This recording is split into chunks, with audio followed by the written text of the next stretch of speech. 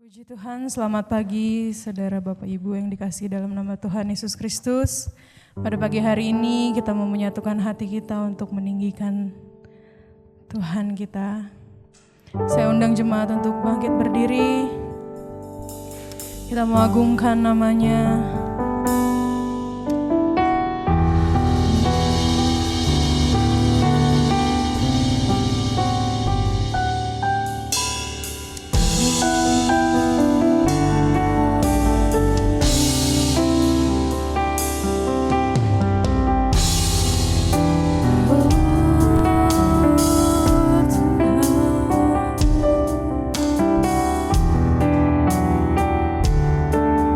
There is no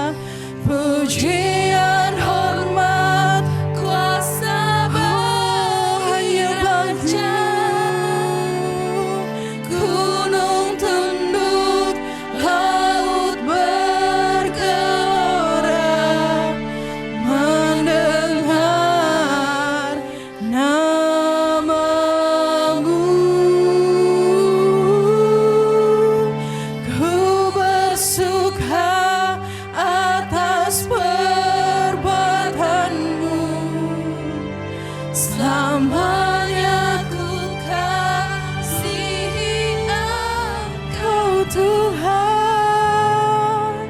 Tiada janji seperti yang ada padamu. Nyanyi dan bersoraklah, nyanyi dan bersoraklah, hanya bagimu kau Rajaku. Kuasa hanya bagimu, gunung tunduk mendengar namamu.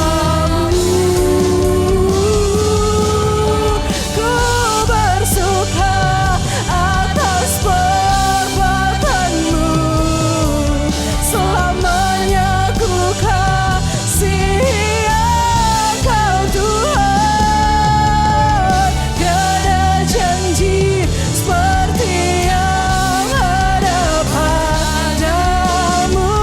Nyanyi dan bersoraklah. Dengan hormat saya undang Ibu Gembala untuk maju ke depan.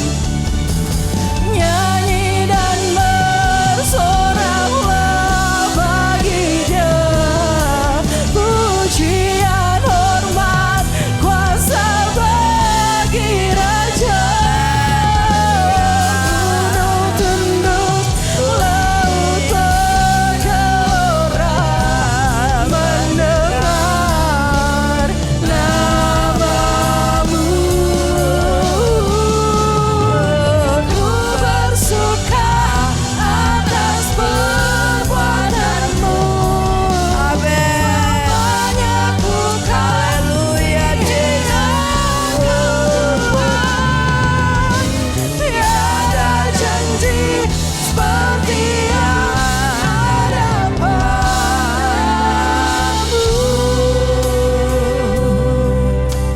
Haleluya, haleluya, haleluya.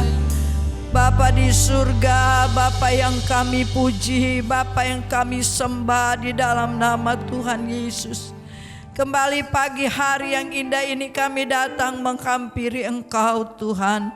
Kami bersyukur buat pemeliharaanmu, penyertaanmu, perkenananmu dalam hidup kami. Di sepanjang minggu sampai hari ini kami dapat merasakan, menikmati Engkau dalam hidup kami ya Tuhan. Sungguh benar Engkau tidak pernah biarkan dan tinggalkan kami. Itu sebabnya kami berada di dalam bait-Mu. Kami mau naikkan rasa syukur kami kepada Engkau Bapa, karena kami tidak dapat membalas semua kebaikan dan kemurahan-Mu selain kami memuji dan menyembah akan Engkau. Kami rindu lawatan Tuhan terjadi di tengah-tengah ibadah kami.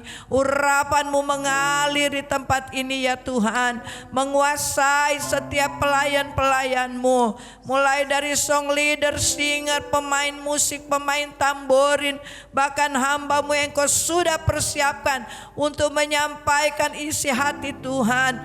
Biarlah semuanya ada di dalam urapan Tuhan yang dahsyat dan luar biasa, agar supaya jemaat Tuhan dipuaskan oleh lawatan Tuhan yang luar biasa. Terima kasih Bapa. Kami berdoa Tuhan buat jemaat yang lain yang belum tiba di tempat ini. Kiranya Tuhan melindungi, menyertai sehingga mereka boleh bersama kami untuk meninggikan dan memuliakan nama Tuhan. Kami menyerahkan ibadah kami pagi hari ini dari awal pertengahan sampai akhirnya ke dalam tangan kasih dan kemurahan Tuhan. Dan kami akan buka di dalam satu nama yang ajaib dan berkuasa, yaitu di dalam nama Tuhan Yesus Kristus yang menjadi Tuhan dan Juru Selamat dalam kehidupan kami. Terima kasih Bapa, kami buka dalam nama Tuhan Yesus Kristus. Haleluya, amin. Shalom Bapak Ibu Saudara yang dikasihi Tuhan. Haleluya. Puji Tuhan. Haleluya, puji Tuhan. Amin. Sekali lagi ya. Haleluya. Puji Tuhan. Puji Tuhan. Haleluya. Haleluya, puji Tuhan. Amin. Amin. Saudara bersuka cita pada pagi hari ini? Haleluya. Kalau bersuka cita coba buktiin senyum yang terbaik sambil salam kanan kirinya mungkin.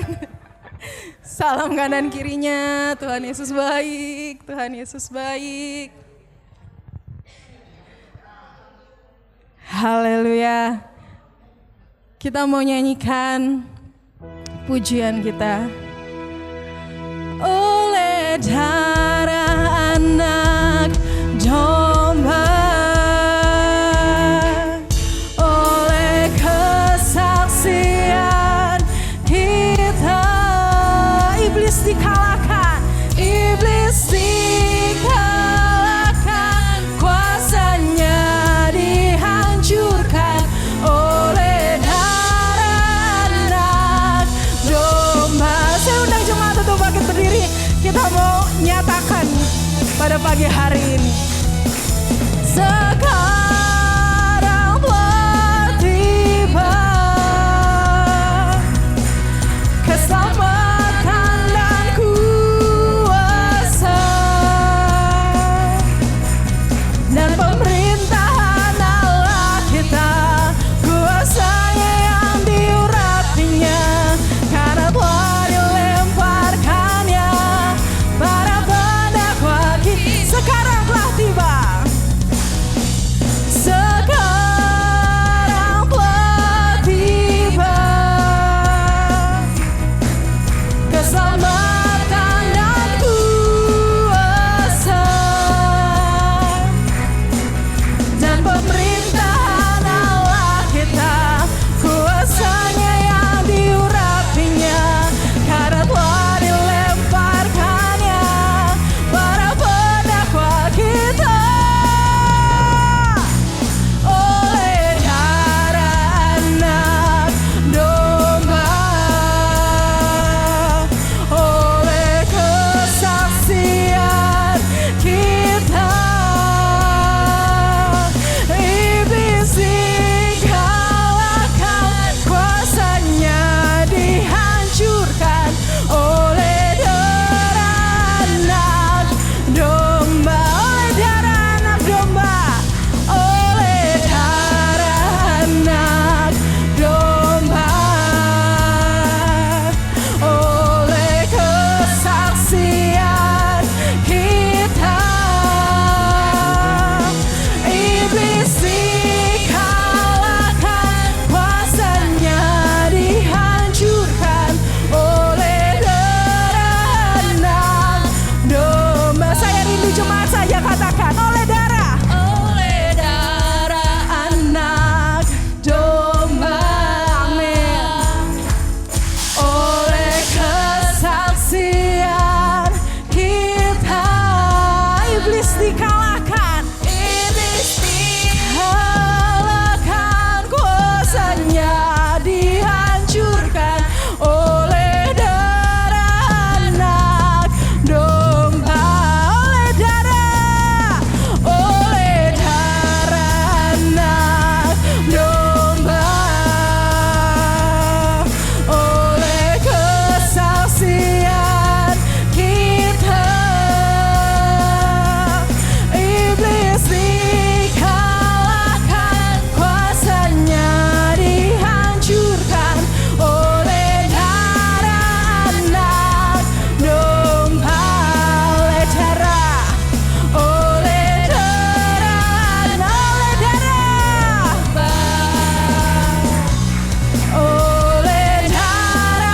anak domba.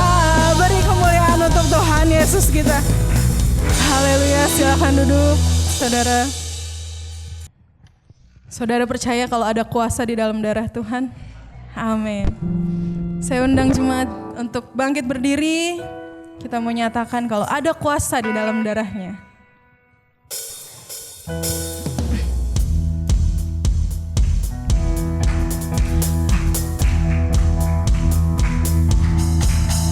Ada kuasa dalam darahnya, darah domba lah. Ada kuasa dalam darahnya, darah anak domba lah. Ada kuasa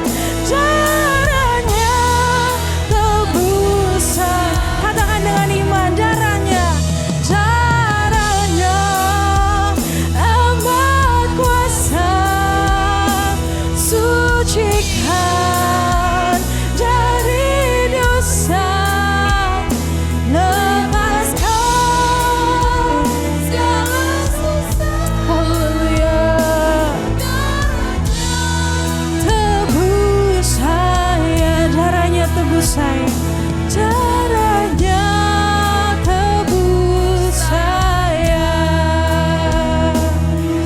Haleluya. Bawa penyembahanmu kepada Tuhan. Oh Yesus, apa arti hidupku bila kau tak berikan nyawamu yang terbaik tersedia bagiku. Ku bersyukur atas kasih karunia-Mu. Salibmu, terima kasih. Salibmu membuka mataku, betapa berharga nilai hidupku. Menanggung semua dosaku, berikan hidupmu, menggantikan diriku. Bukan karena perbuatanku, anugerah yang selamatkanku.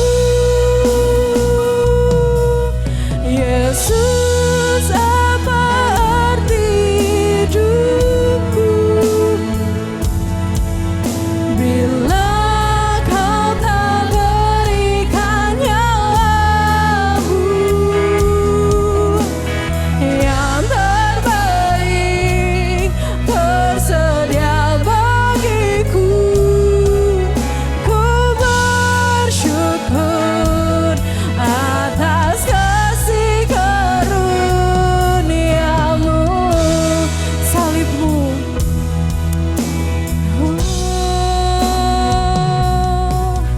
salibmu membuka mataku, betapa berharga nilai hidupku. Terima kasih Tuhan. Menanggung semua dosaku, berikan hidupmu, menggantikan diriku. Bukan karena kekuatanku, anugerah yang selamatkanku. Amin. Yesus, apa arti hidupku bila kau tak berikan nyawamu yang terbaik tersedia bagiku. Ku bersyukur atas kasih karunia.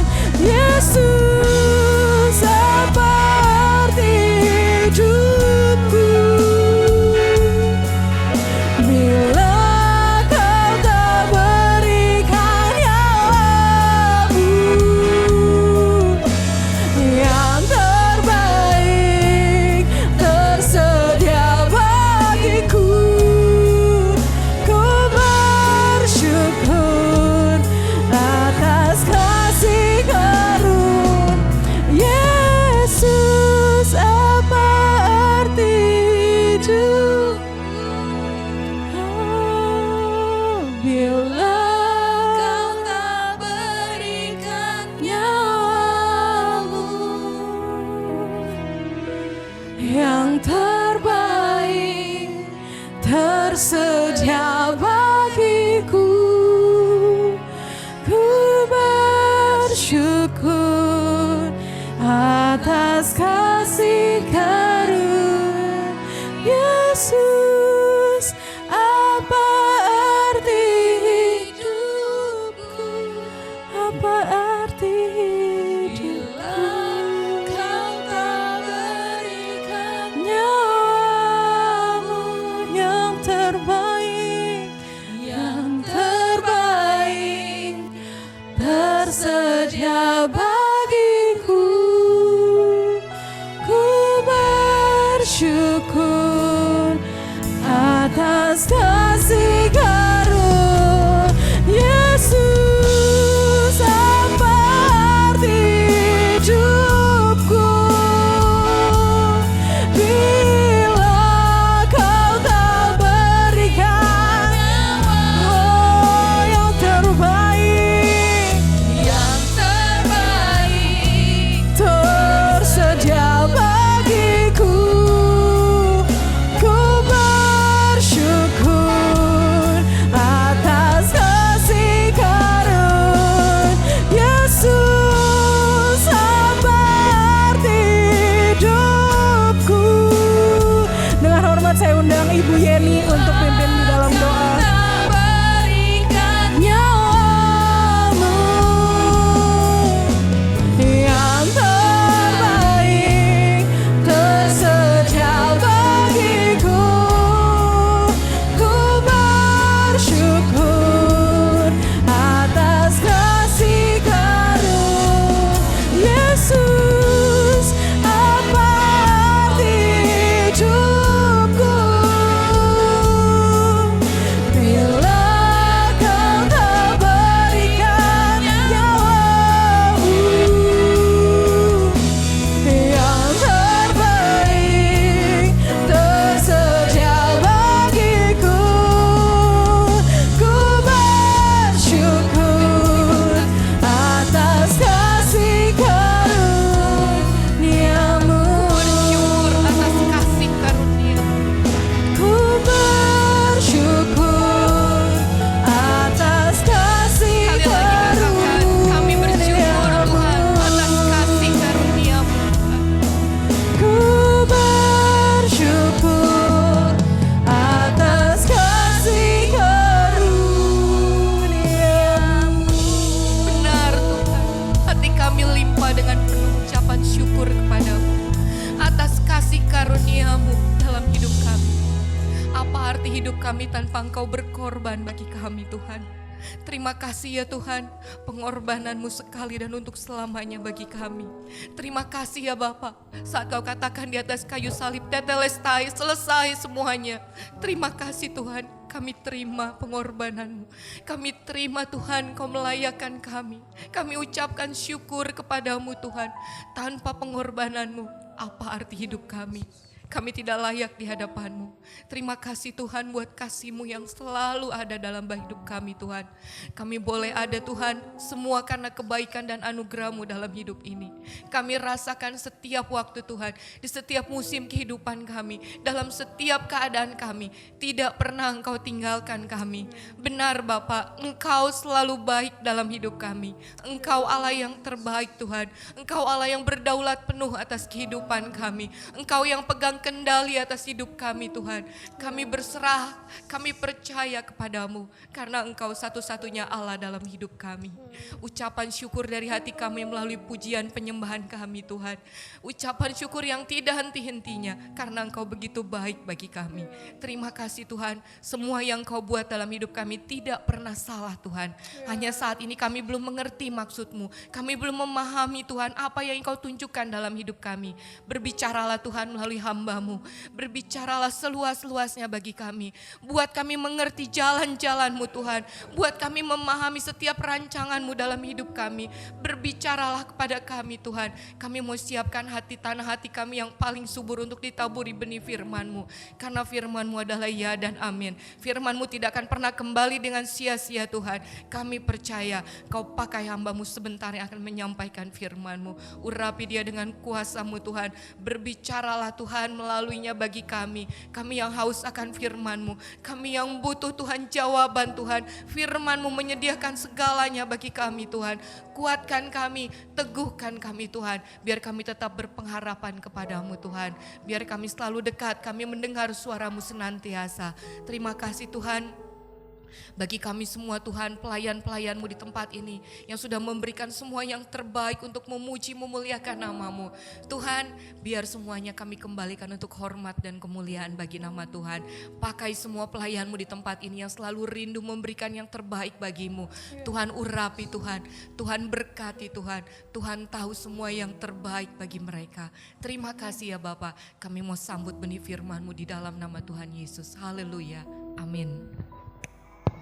Puji Tuhan, selamat pagi Bapak Ibu Saudara yang dikasihi Tuhan. Ya, bersyukur pada hari ini kita masih boleh datang kepada Tuhan. Kita menikmati hadirat Tuhan dan saatnya kita akan mendengar firman Tuhan. Tadi dikatakan bahwa kita semua telah menerima kebaikan Tuhan. Ya, semua dari kita mengalami, merasakan kebaikan Tuhan. Tetapi saya mau beri tema pada hari ini, yaitu haus akan Tuhan atau thirsty for God. Ya, kita semua mengalami yang namanya kebaikan Tuhan. Tetapi apakah kita semua di sini punya rasa haus, punya rasa rindu, butuh akan Tuhan, punya rasa keinginan yang kuat, passion terhadap Tuhan? Apakah kita benar-benar merindukan pribadi Tuhan dalam kehidupan kita? Ya, ini sebenarnya sangat berat untuk menyampaikan hal ini, karena saya tahu mungkin masih sangat sedikit dari kita yang benar-benar haus akan Tuhan. Artinya haus akan Tuhan di sini bukanlah haus yang dapat dipuaskan sekali lalu dia tidak haus lagi. Bukan seperti itu. Tetapi haus akan Tuhan adalah bagaimana kita rindu hadirat Tuhan terus menerus, dan terus menerus kita rindu akan pribadi Tuhan di dalam persekutuan kita, di dalam ibadah. Apakah kita benar-benar haus, benar-benar rindu akan lawatan Tuhan?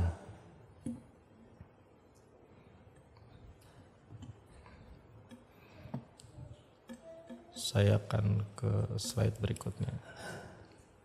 Oke. Seberapa penting haus akan Tuhan itu? Saya mengambil beberapa poin orang yang haus akan Tuhan. Saya minta Andre jangan diganti ke Alkitab ya. Dan saya harap kita semua membuka Alkitab kita masing-masing supaya kita bisa menyimak dengan baik. Karena kalau ganti-ganti rupanya agak repot, agak sulit ya untuk bisa kembali lagi.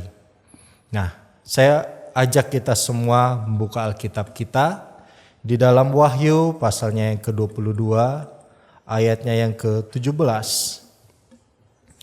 Orang yang haus akan Tuhan itu pasti mencari Tuhan. Saudara, orang yang haus akan minuman, dia ditawarin gorengan, dia gak bakal mau saudara. Karena yang dia butuh adalah minuman, air putih. Apapun yang ditawarkan, saya tawarin kamu main di time zone, sepuasnya dia gak bakal mau. Karena dia tidak butuh itu. Dia akan mencari air putih. Demikian juga dengan orang yang haus akan Tuhan, dia tidak akan mencari hal-hal yang lain, dia hanya mencari Tuhan. Dalam Wahyu pasalnya yang ke-22, ayatnya yang ke-17 berkata demikian. Roh dan pengantin perempuan itu berkata, marilah. Dan barang siapa yang mendengarnya, hendaklah ia berkata, marilah. Dan barang siapa yang haus, hendaklah ia datang. Dan barang siapa yang mau, hendaklah ia mengambil air kehidupan dengan cuma-cuma. Bapak Ibu Saudara, Tuhan itu tidak pernah menghalangi siapapun yang ingin datang kepadanya. Suatu kali anak-anak kecil mau datang kepada Tuhan dan murid-murid melerai mereka. Tetapi Yesus justru memarahi murid-murid itu. Biarkanlah dia datang. Biarkanlah dia datang, karena merekalah yang mempunyai kerajaan sorga. Bapak Ibu Saudara, orang yang haus akan Tuhan, dia akan mencari Tuhan.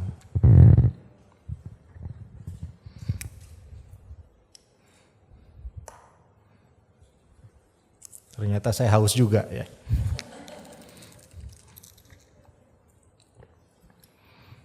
Puji Tuhan. Pada poin kedua, orang yang haus akan Tuhan itu akan menerima banyak berkat. Amin. Di dalam Matius pasalnya yang ke-13, ayatnya yang ke-23. Matius 13 ayatnya yang ke-23 berkata demikian. Yang ditaburkan di tanah yang baik ialah orang yang mendengar firman itu dan mengerti. Dan karena itu ia berbuah, ada yang 100 kali lipat, ada yang 60 kali lipat, ada yang 30 kali lipat. Bapak Ibu Saudara, ini bercerita tentang bagaimana kita merespon, menerima firman Tuhan yang ditaburkan dalam hati kita. Apakah kita benar-benar rindu akan firman-Nya? Itu akan menentukan berapa berkat yang akan kita terima. Saudara, kalau kita menganggap bahwa ibadah ini hanya merupakan sebuah rutinitas yang harus kita lakukan, dan setiap pujian penyembahan kita tidak menikmati, dan setiap firman yang diucapkan kita tidak mendengarkan, maka yang terjadi adalah kita pulang dengan tidak membawa apa-apa. Kita pulang dengan tidak membawa berkat. Lain halnya jika kita haus akan Tuhan. Dari awal kita rindu menyembah Tuhan. Sampai firman kita rindu mendengar suara Tuhan. Kita terus punya kerinduan, dan kerinduan itu terus dipenuhi oleh Tuhan. Sampai kita pulang membawa berkat juga penuh. Bahkan berkali-kali lipat Tuhan gandakan bagi siapa yang mau haus dan rindu akan Tuhan. Siapa yang punya hati yang rindu akan Tuhan.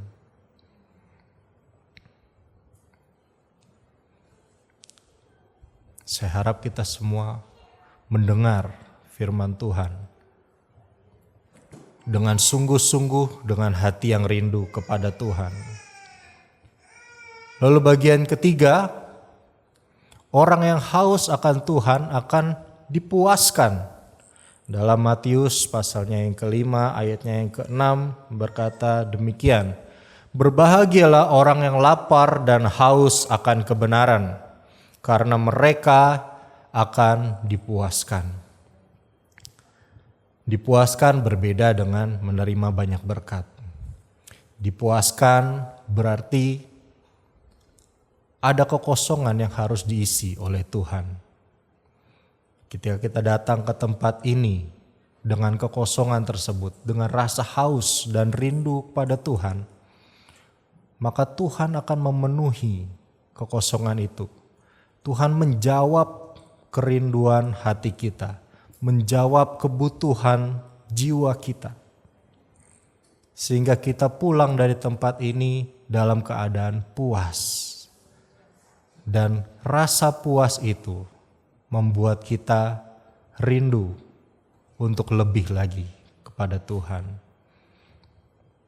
Rasa puas ini membuat kita tidak lagi mencari kepuasan di tempat-tempat lain.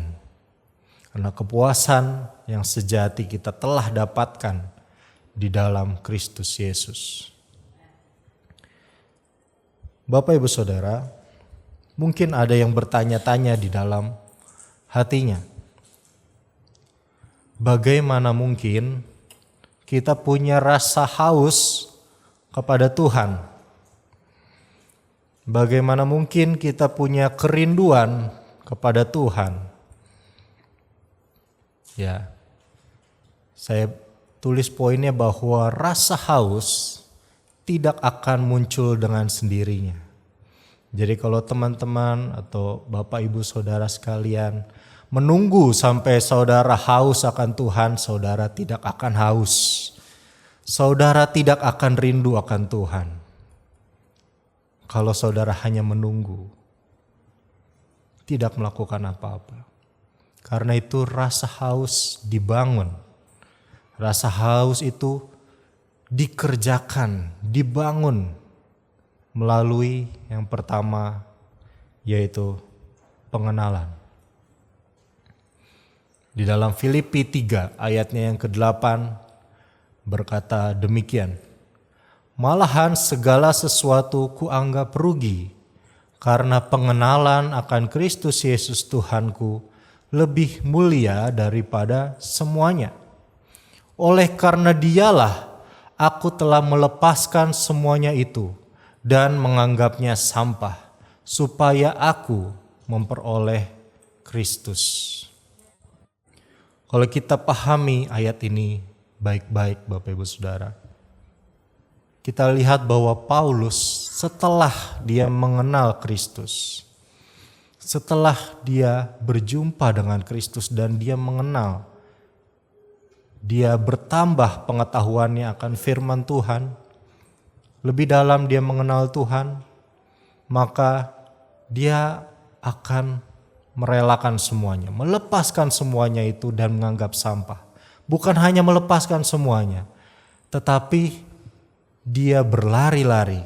Kalau kita baca ayat berikutnya, saya akan berlari-lari kepada Kristus. Maksudnya apa berlari-lari?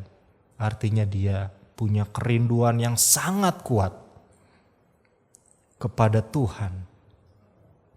Dia punya kerinduan yang sangat kuat. Karena itu dia memberikan gambaran, yaitu dia berlari. Dia tidak jalan. Dia berlari terus ke arah Kristus dan dia tidak lagi melihat ke belakang. Karena dia tahu siapa yang ia kejar. Melalui pengenalan, Bapak Ibu Saudara, saya harap kita juga di sini semuanya boleh bertekun di dalam firman Tuhan. Karena melalui firman Tuhan yang kita baca, pengenalan akan firman Tuhan, pengenalan Kristus, maka kita tidak akan bosan, kita tidak akan merasa cukup. Ketika kita mengetahui banyak, maka kita ingin tahu lebih banyak lagi. Seperti orang yang haus akan Tuhan, dia tidak cukup, tidak pernah dipuaskan. Dia terus belajar dan terus belajar. Paulus katakan semakin dia mengenal Kristus, semakin dia lebih lagi pengen mengenal Kristus. Bahkan katanya, saat ini aku hanya mengenal Kristus dari gambaran yang samar-samar. Artinya apa Bapak Ibu Saudara? Paulus dengan pengetahuan yang luas, dengan hikmatnya yang luar biasa yang Tuhan berikan, dia belajar firman Tuhan, dia belajar tentang Tuhan. Dan apa yang dia pelajari dia rangkum. Dia katakan dia hanya melihat Tuhan itu samar-samar. Bagaimana kita kalau kita tidak membaca firman Tuhan, kita tidak belajar firman Tuhan, kita melihat Tuhan dengan apa, saudara? Kira-kira apa bayangan kita tentang Tuhan?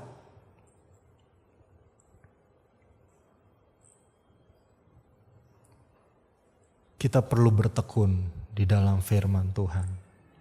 Ya, anak-anak muda khususnya yang ada di tempat ini, waktu kalian masih banyak, tenaga masih banyak. Ya, pergunakan itu untuk membaca firman Tuhan. Karena kita membutuhkan pengenalan yang lebih dalam lagi akan Tuhan. Bapak Ibu Saudara, saya ajak kita semua sungguh-sungguh dalam kita belajar mengenal Tuhan dalam firman Tuhan. Poin yang kedua,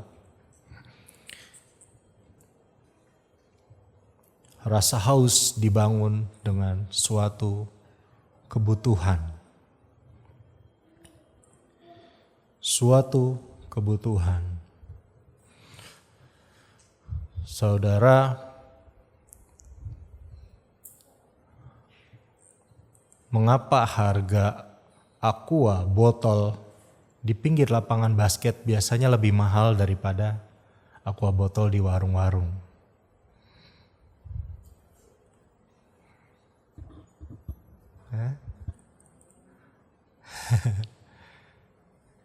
Kenapa harga Aqua botol di pinggir lapangan basket biasanya lebih mahal daripada Aqua botol di warung-warung? Apalagi di perumahan, biasanya ya harganya biasa aja, standar.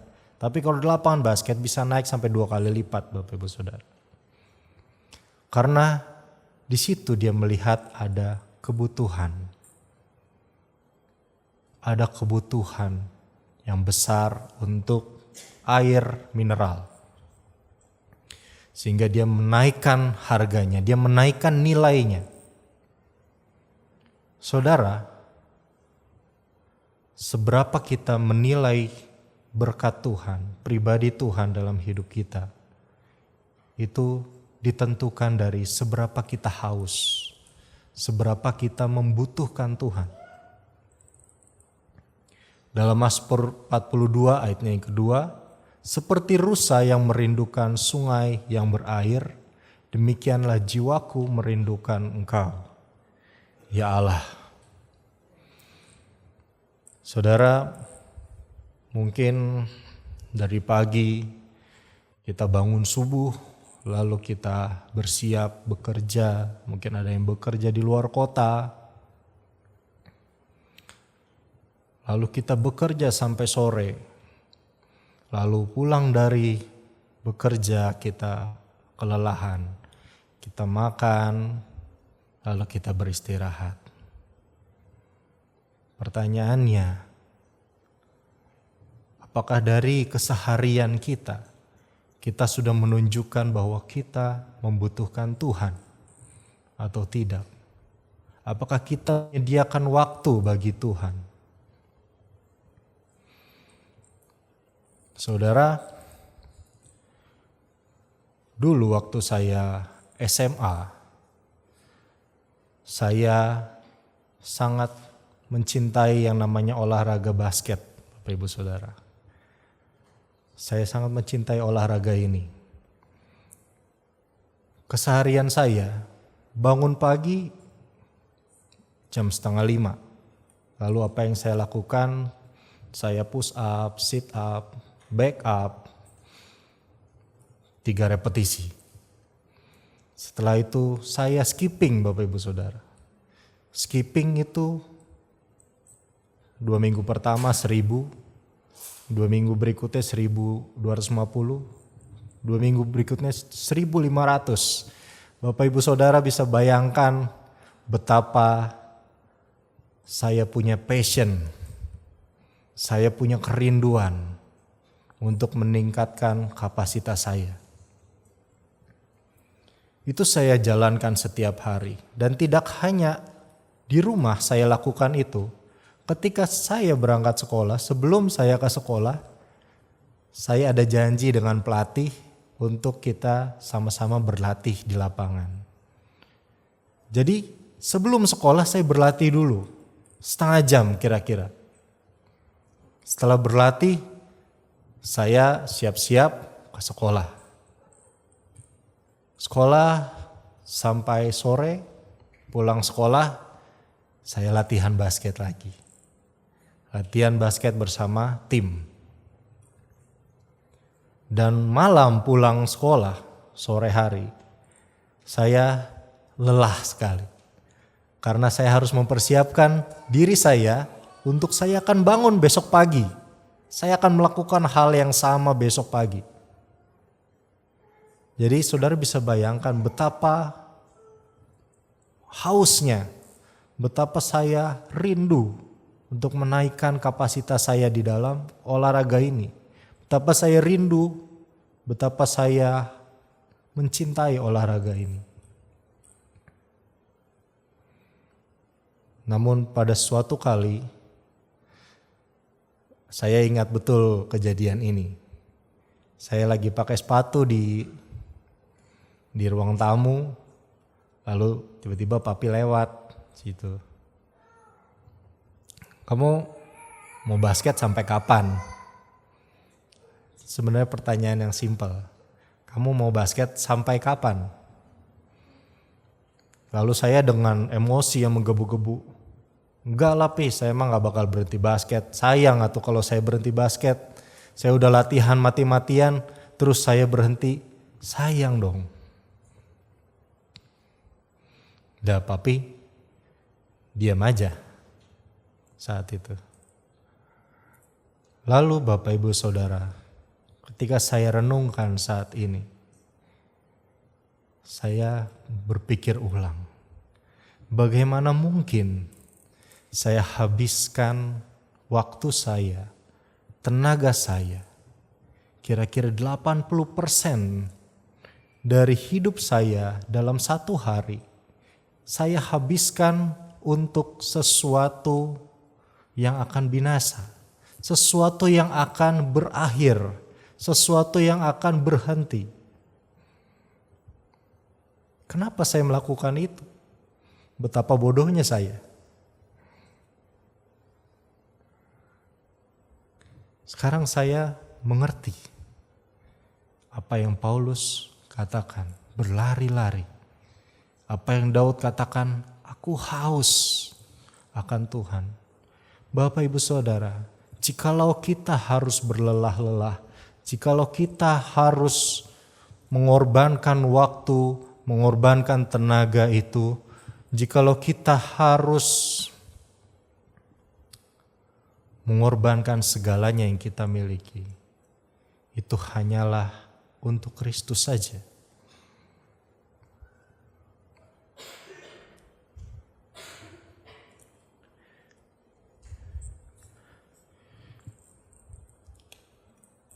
Kita buka di dalam Mazmur ayatnya ya, pasalnya yang 63, ke-63 dari ayatnya yang pertama sampai ayatnya yang ke-6. Ya, Bapak Ibu Saudara, mungkin kita akan berkata, apakah engkau, kalau saya bertanya, apakah engkau haus akan Tuhan? Apakah engkau membutuhkan Tuhan? Mungkin saudara akan menjawab, ya saya butuh Tuhan. Ada persoalan yang harus Tuhan jawab. Saya tidak mampu mengerjakan sendiri. Ada persoalan yang harus Tuhan bantu saya. Ada persoalan dalam rumah tangga saya yang harus Tuhan bantu. Saya tidak bisa mendatangkan damai sejahtera sendiri. Saya minta Tuhan mendatangkan damai sejahtera bagi saya, sukacita bagi saya. Tentu saya butuh Tuhan. Tapi yang saya maksud bukanlah pekerjaan Tuhan, bukan apa yang Tuhan kerjakan.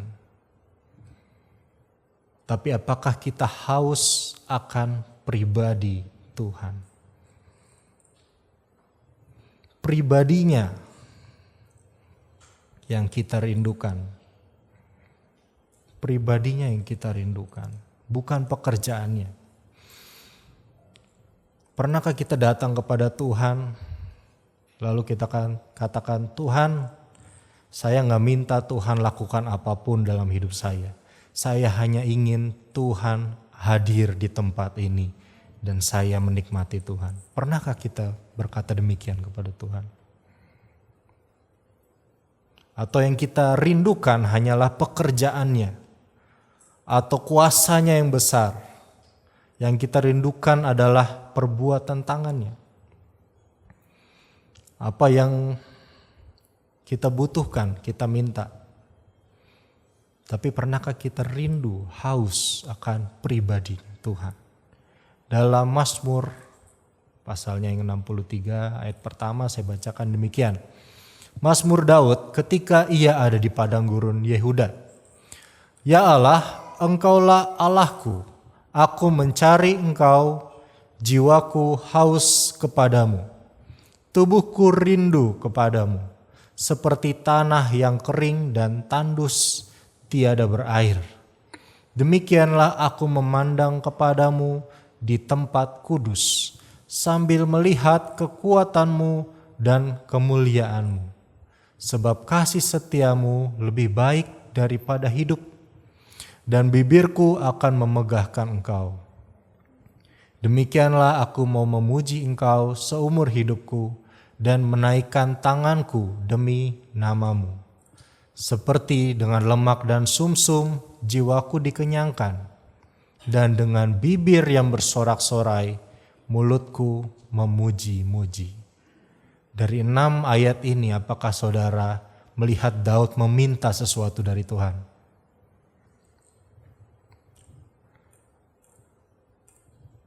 Apa yang kita rindukan dari pribadi Allah sebenarnya?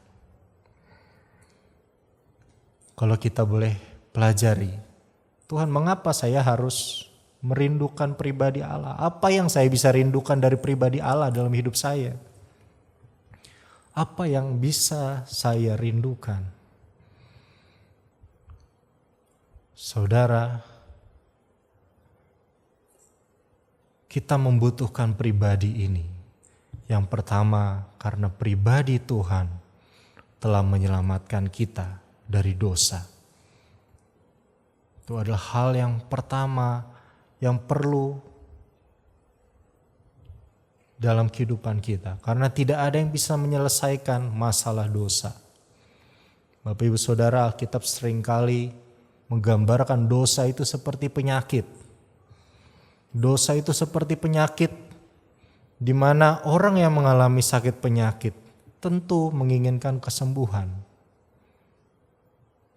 Karena itu di dalam suratan Petrus dikatakan, oleh bilur-bilurmu kamu menjadi sembuh. Oleh bilur-bilur Tuhan kamu menjadi sembuh. Sembuh dari dosa, Bapak Ibu Saudara.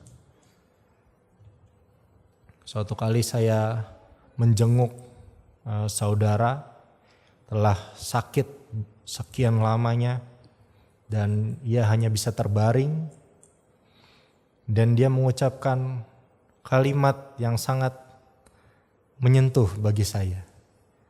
Kata-katanya simpel sekali. Dia cuma bilang, kok saya cuma pengen sembuh.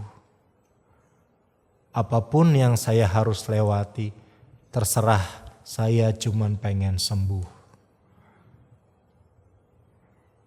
Itu kata-katanya. Betapa dia rindu untuk kesembuhan.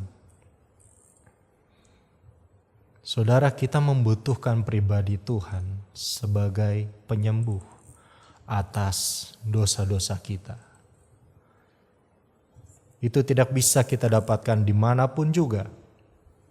Keyakinan lain ataupun dimanapun tidak akan ada yang sanggup menyelesaikan masalah dosa selain Yesus Kristus. Lalu yang kedua, apa yang Kenapa kita harus rindu akan pribadi Tuhan? Mengapa kita butuh pribadi Tuhan? Ini masih berbicara tentang poin yang kedua, yaitu tentang kebutuhan. Kita membutuhkan pribadi Tuhan. Karena Bapak Ibu Saudara, kita harus menyembah Tuhan. Kita harus menyembah Tuhan Yesus Kristus. Bapak Ibu Saudara, kebutuhan penyembahan itu ada atas kehidupan kita masing-masing lepas pribadi. Tidak ada satupun orang di sini yang tidak bisa hidup tanpa dia menyembah.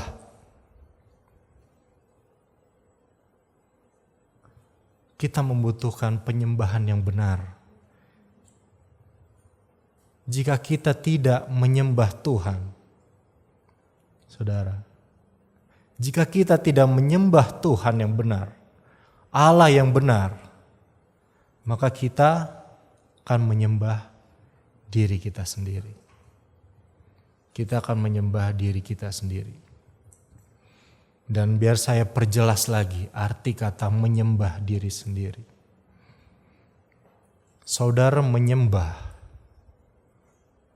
makhluk ciptaan yang selalu berbuat dosa, yang selalu menentang Tuhan. Makhluk ciptaan yang selalu jatuh di lubang yang sama bahkan. Saudara menyembah pribadi yang menjijikan, pribadi yang sama sekali tidak indah. Itu yang saudara sembah. Itu yang saudara ingin puaskan. Saudara rindu menyembah pribadi yang selalu menginginkan keinginannya sendiri. Itukah yang ingin saudara sembah? Saudara, hanya Yesus Kristus yang layak kita sembah. Tidak ada yang lain. Saudara bisa kumpulkan pribadi terbaik di dunia, dan saudara tidak layak menyembah mereka. Siapapun yang menurut saudara suaranya paling indah, di TV kelihatannya paling sempurna, saudara datangkan ke tempat ini. Saudara mengenal dia, dan saudara tidak jadi menyembah dia. Karena manusia pada dasarnya adalah pribadi yang tidak layak untuk disembah. Demikian juga hidup kita sendiri. Kita tidak layak menerima penyembahan. Kita tidak layak menerima yang namanya kerja keras kita. Karena itu Daud mengatakan di dalam Mazmur 63 ini, yang dia katakan adalah penyembahan kepada Tuhan. Dia rindu kepada Tuhan, dia menyembah Tuhan yang benar, dan Tuhan memuaskan jiwanya. Tuhan memuaskan jiwanya. Aku mau memuji Engkau seumur hidupku dan menaikkan tanganku demi nama-Mu. Tuhan tidak perlu melakukan apapun. Saudara, Tuhan tidak menolong saudara, dia tetap Tuhan. Tuhan gak peduli sama saudara, dia tetap Tuhan. Dia tetap Tuhan yang kudus. Dia Tuhan yang penuh dengan kemuliaan. Dia Tuhan yang dipuji, ditinggikan selama-lamanya. Dari kekekalan kepada kekekalan di kerajaan sorga maupun di bumi ini. Dan jika saudara tidak menyembah dia, dia tetap Tuhan. Gak ada urusannya sama saudara. Saya mau kasih tahu betapa saudara itu yang membutuhkan Tuhan, bukan Tuhan. Betapa kita haus akan penyembahan yang benar. Jika kita menyembah diri kita sendiri, kita berusaha memuaskan diri kita sendiri, memuaskan ego kita, memuaskan hasrat kita untuk diri kita sendiri. Maka betapa menyedihkannya hidup kita ini. Menyedihkan sekali hidup kita ini. Karena kita menyembah, kita habiskan waktu kita, habiskan tenaga kita, menyembah hal yang salah, menyembah hal yang akan binasa, hal yang benar-benar firman Tuhan katakan terkutuk. Orang yang melakukan dosa itu terkutuk, saudara. Tapi Tuhan menggantikan kita karena kasih-Nya yang luar biasa.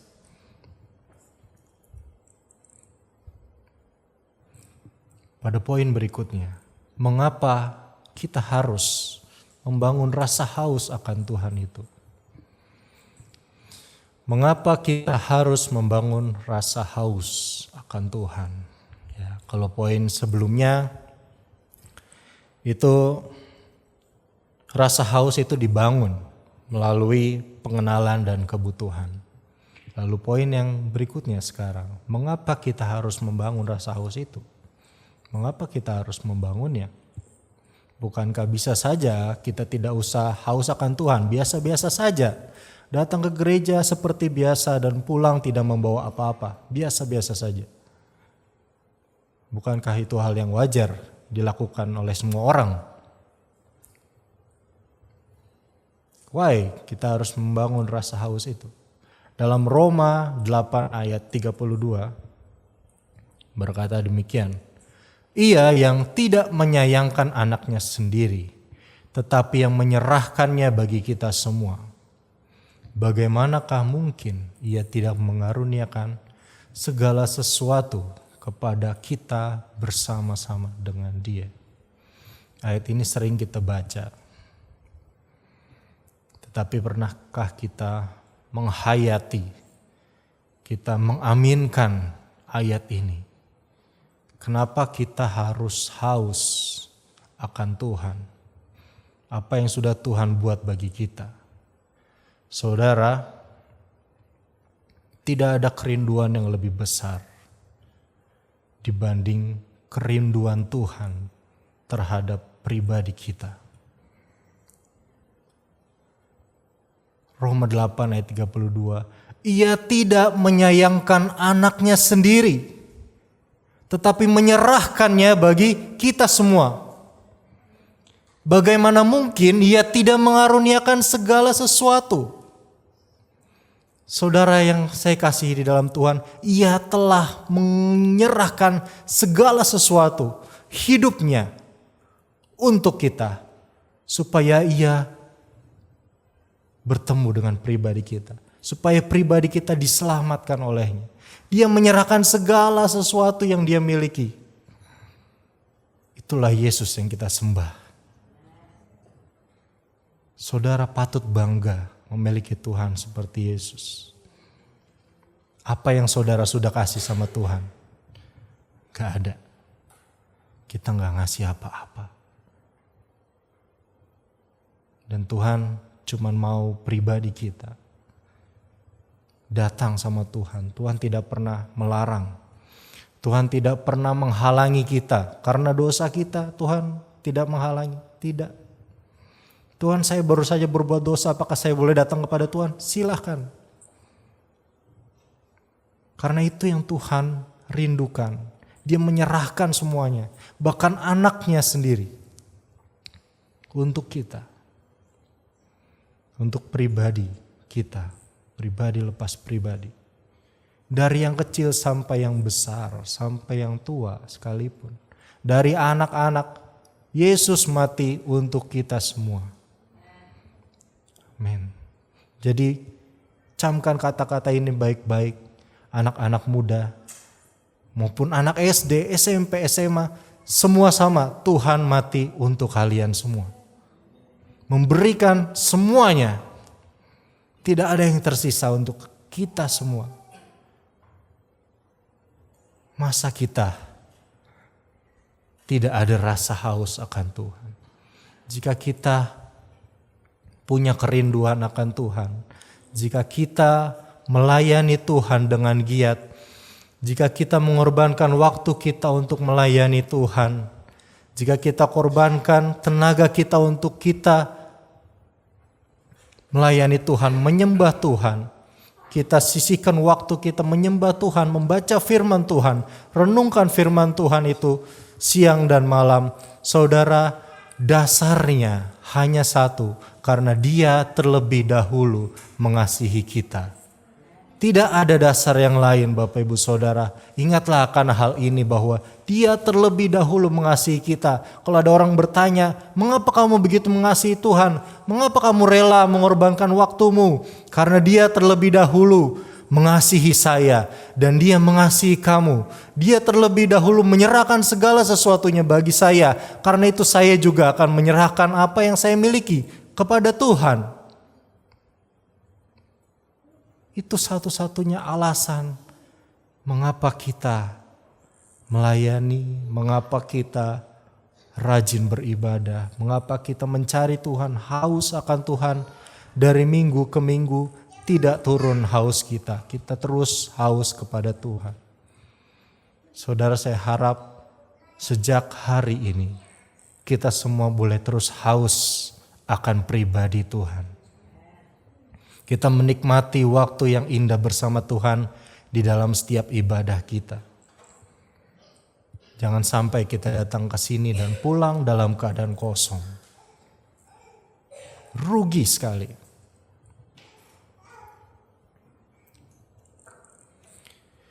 Puji Tuhan, pada hari ini kita akan melakukan perjamuan. Kita akan mengingat kebaikan Tuhan dalam kehidupan kita. Saya akhiri firman Tuhan sampai di sini. Saya undang pemain musik maju ke depan.